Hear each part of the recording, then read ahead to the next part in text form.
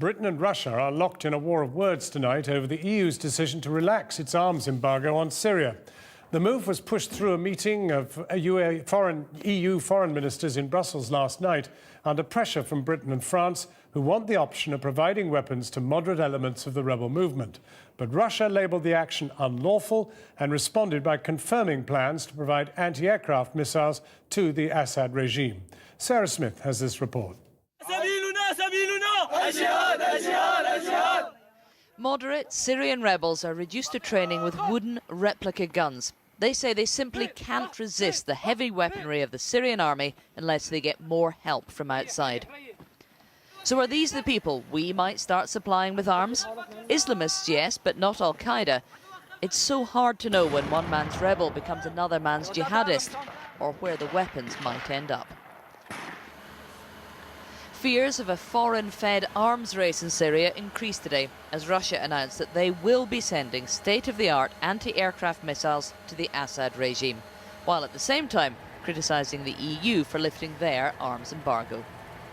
You cannot on one hand declare your intention to stop the bloodshed, but on the other hand move in the direction of pumping Syria with yet more weapons. The lifting of the embargo is the latest development in Syria's increasingly international civil war. Britain and France are now free to join Qatar and Saudi Arabia, who are already thought to have provided weaponry to opposition factions. Russia's continuing supply of arms makes them one of the regime's biggest supporters. And then there's Assad's regional allies. Lebanese militant group Hezbollah has fighters on the ground, and Iran is strongly suspected of providing tons of weapons. The UK could start arming Syrian rebels tomorrow if they wanted to, but the Foreign Secretary made very clear today they've got no intention of doing so before August at the very earliest. There certainly will not be any armed shipments before a peace conference that it is hoped will take place next month. And that conference is what this move is really all about. It's more of a diplomatic development than a military one at this stage.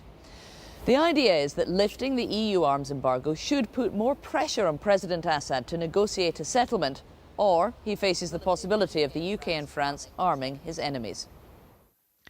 The US and Russian foreign ministers hope to convene a peace conference in Geneva in just 2 weeks' time. The Russians believe promises to arm the rebels will directly harm those negotiations.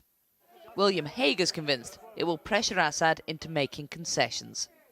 Having met President Assad several times, I'm not sure that that's the case. I don't think this is one of the things that he's going to take into this. What he will be concerned about is the big guys, namely the United States and Russia, and where they are. Can he fully count on Russia to back him all the way? And will the United States' position change on this? The US do not currently plan to start arming Syrian rebels. The dangers are obvious. The moderate rebels whom the West wants to win fight alongside Al-Qaeda affiliates who would happily turn our own guns against us one day.